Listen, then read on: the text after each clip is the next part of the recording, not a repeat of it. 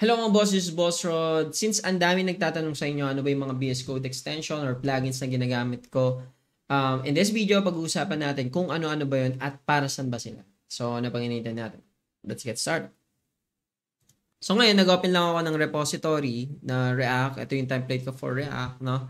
So, ngayon, ang gagawin natin is iisa-isay natin yung mga VS Code extension or plugins na ginagamit ko. Okay. So, start natin sa Better Comments. So, ano ba si Better Comments? So, si Better Comments is highlighter or ano siya, parang autocomplete na rin and then pang-highlight na rin ng mga docs. So, may kita nyo rito, if gagawa kayo ng mga JS docs nyo, meron kayong mga pwedeng gamitin dito na options para mas maging highlighted yung mga comment nyo. For example, gawa tayo, no? Sige, open tayo ng isang code. Sabihin natin main, sure. So, ngayon, kunyari, gagawa ko. So, autocomplete na rin siya. So, kunyari, slash, double na star, no? Nakikita nyo may autocomplete na agad siya. And then, enter. So, makikita nyo dito, pagka nag-to-do ako, matik yan, madedetect niya, orange yan. So, pwede ako dito. Do this later. Diba? Pero pagka nag-exclamation ako, meaning something na danger. Do not touch this file if you want to keep the project working. Yan.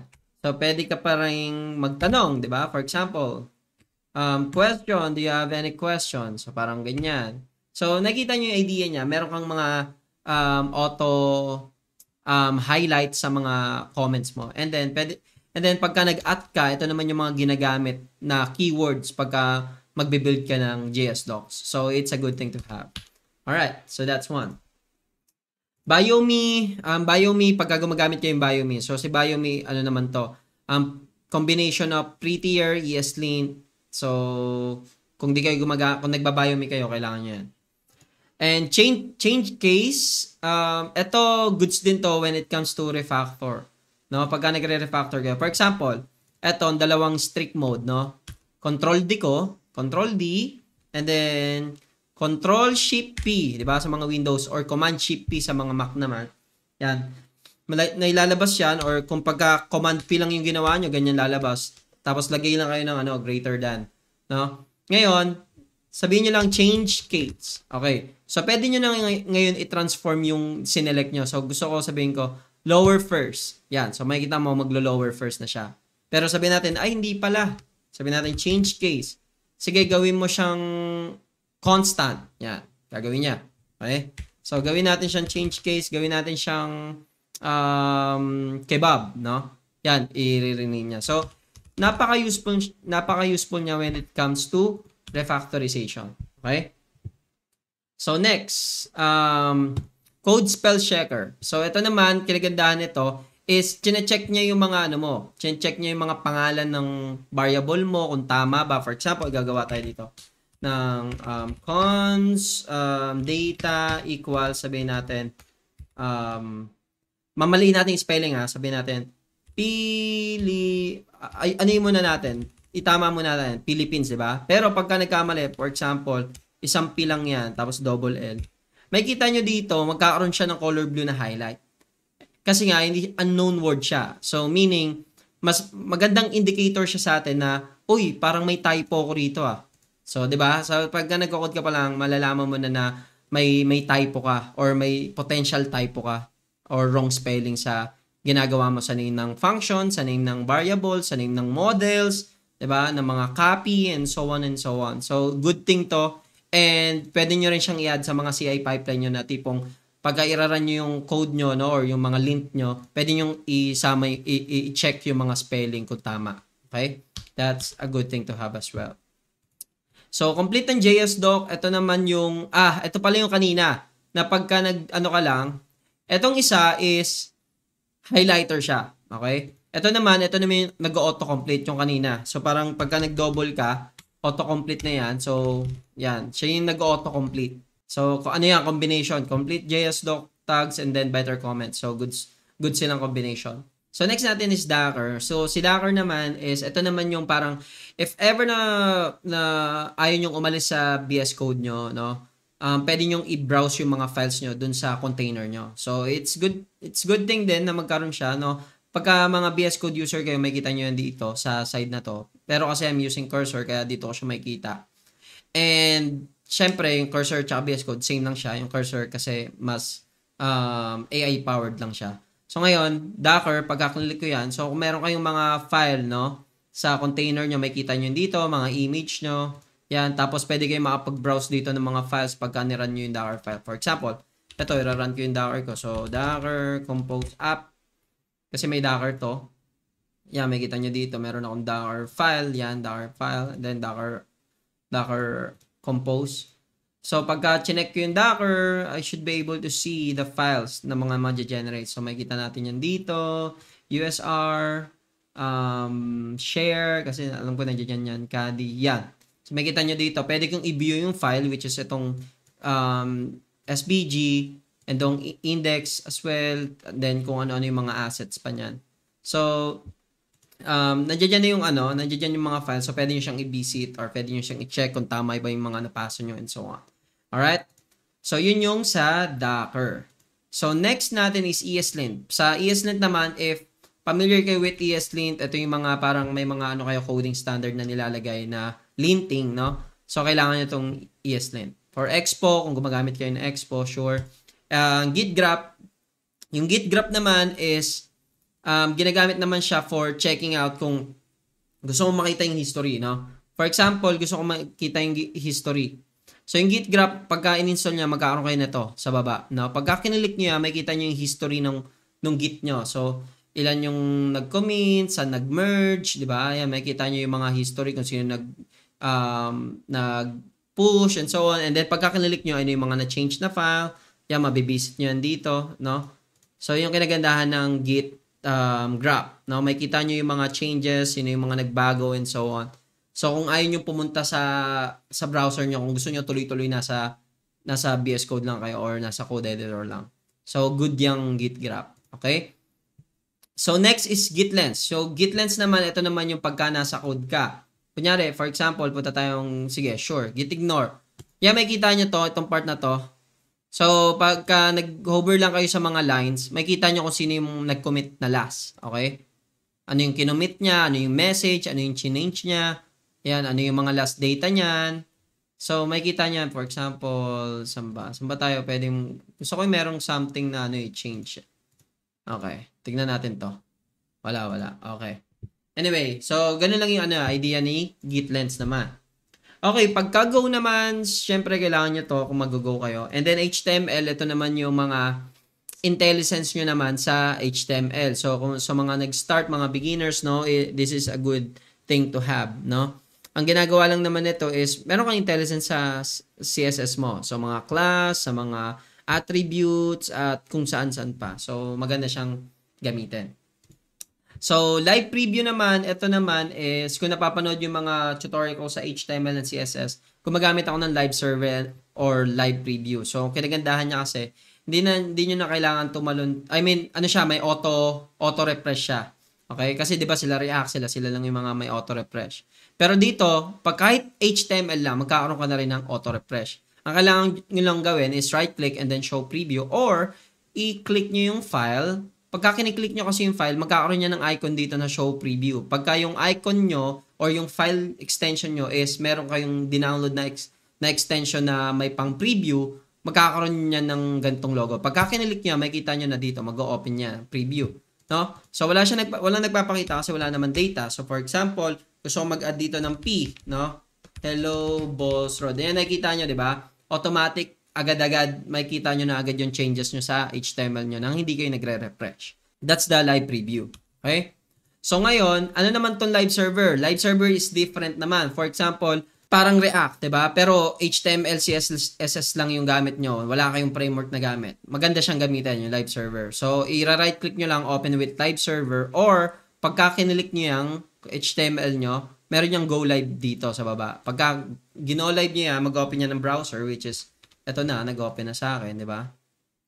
Yan. So, every time na mag-change tayo sa na to, sa code na to, so sabihin natin, sample, no? Pagka sinave ko yan, automatic, masasave na rin yan dito. So, ganun yung live server naman. Okay? So, mag-open naman siya ng browser. So useful siya sa mga kunyari Node.js lang kayo and then HTML, ganun. So next is Markdown. Ito partner din siya parang JS do kanina. Yung isa highlighter or mga shortcuts, yung isa naman preview. Okay? So ito yung Markdown all-in-one. Ito may mga shortcuts, may mga helper, no? So kinagandahan niya may intelligence siya. So for example, punta tayo dito, no? For example, gagawa ako ng list, 'di ba? So something, 'di ba? Pagka nag-enter ako, makikita nyo may dash na agad nakasunod. Pagka nag-tab naman ako, sabihin natin, wag yan kasi ano 'yan eh. Pagka nag-tab ulit ako, 'di ba? Yan. So makikita nyo, automatic nag-a-align siya, 'di ba? Pagka nag-enter ako, automatic align na naman siya. Pagka nag-tab ako diyan, ma-align siya. So, makikita nyo, yun yung pinaka-useful niya. Pagka wala kasi kayong ganyan, mag-space pa kayo, magtatab-tab pa kayo. So, kailangan pantay-pantay yung mga spacing nyo and so on. So, dito, automatic. So, para siyang mala formatter or auto-intelligence din. Okay? Good siya. Good siya pagka gumagawa kayong mga readme files. Which, dapat marunong din kayo nun.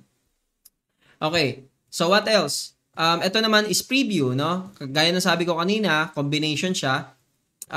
Meron ka ng formatter or intelligence, no? Siyempre, dapat may preview ka rin. So, kung makikita nyo dito, may icon ako dito. Kasi nakatutok ako sa readme file.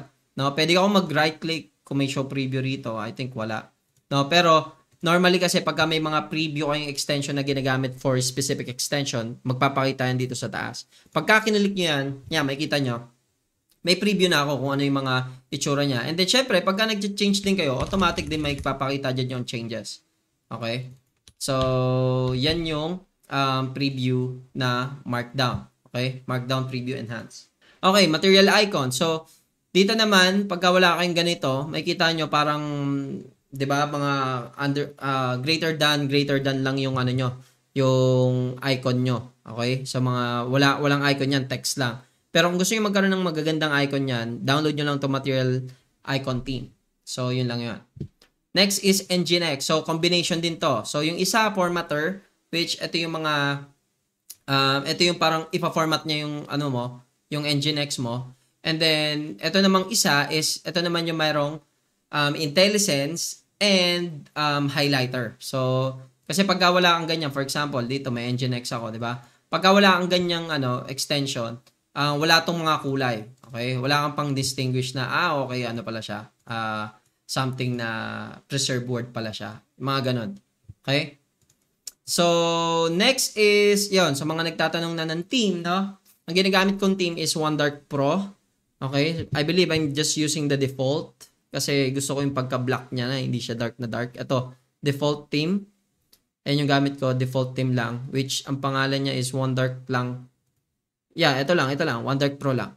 Okay? So, yan lang yung pinaka-theme na gamit ko. So, pwede kayo mamili na kung ano-ano dito, kung anong matipuan nyo. Pero, sa akin kasi, goods na ako sa OneDark Pro. Okay, prettier. Ito naman yung pagka nag-save ka ng file, di ba? Pagka nagtatab ka, pagka nag-save ka ng file, automatic pina-format niya. So, yun naman yung prettier. Okay? Prisma, ito naman pagka gumagamit ko yung Prisma, goods to. For highlighting and formatting din ng Prisma schema. Okay, REST client, goods naman tong REST client when it comes to, for example, gusto niyo lang mag-test, no? Ayaw niyo pumunta sa kung saan-saan. Gusto niyo nasa code editor lang kayo, no? Gawa lang kayo ng parang, basta Dutch HTTP, no? Request, for example, request.http. Yan. Pagka meron na kayong request HTTP, ngayon, pwede na kayong gumawa ng gusto nyong i-test. Okay, for example, gusto kong mag-test ng get hello localhost or sabihin natin google.com https. Okay. So ngayon, pagka gumawa kayo ng ganyan, magkakaroon yan send request dito. Pagka nag-send kayo ng request, makikita nyo na yan, makikita nyo yung response sa other side. Okay? So, kung gusto nyo mabilis na mag-test ng mga API nyo or ng mga external API, so kung ayaw nyo pumunta kung saan-saan, REST client is for you. Alright? And then, shell format, ito naman pag ang mga shell naman, so formatter lang yan. So, VS Code, kung gusto nyo is built for VS Code, syempre, kung mga is built, kayo, user. And then SVG. So SVG naman, ito naman is for ano naman to, preview naman SVG at saka ito combination na preview all in one na, preview prettier and highlighter intelligence and so on. So ngayon, punta tayo dito sa assets. Ito SVG to. So magkakaroon ako ng mga intelligence niyan. So ayan, makikita niyo may intelligence ako ng kung ano-ano mga available attributes niya, and then nakita niyo nung sinave ko, nag-auto format siya, di ba? So, ayun yung SVG na yun. And then, meron kang preview, syempre. So, pwede mo ma-check kung ano yung tsura nung SVG na yun. Okay? So, that's a good thing with that extension. So, next is Tailwind CSS. So, if you're using Tailwind CSS, magkakaroon kayo ng autocomplete na ganito, no? Yung mga classes niya and so on. Okay? So, Beam. Ito, ginagamit ko yung Beam naman. So, pero kasi ngayon, hindi ako ganun kagaling mag-Beam. Pero I'm doing mix, no? I'm still doing mix. I'm doing some beam motions and combination of mouse and so on. So I'm not really a beam fanatic as of the moment, no? Let's see. But yeah, I mean it's a good thing din na for me kasi nagbe-beam din ako. So Vitess naman, ito naman for testing. So for example, you have a test file. I'm not sure kung meron akong test dito. Sabi na, yeah, sure. Ito. So, pagka nag-download kayo ng test, no, makikita nyo may mga play dito, play button. So, pwede nyo i-click yan para i-test yung file nyo. Yan, makikita nyo. So, kung ayaw nyo nag-command and so on, no, yan, pwede nyo gamitin yung Vitess na plugin. Okay? And then, YAML, sure, for checking lang ng intelligence lang ng YAML and highlighter lang ng YAML file. Which, dito yan. So, kasi kung wala kayong ganyan, text lang to. So, hindi nyo maano yung mga auto tab niya na dalawang space lang dapat and so on. So, I hope sana nakatulong sa inyo mga boss, and see you on the next one. Bye!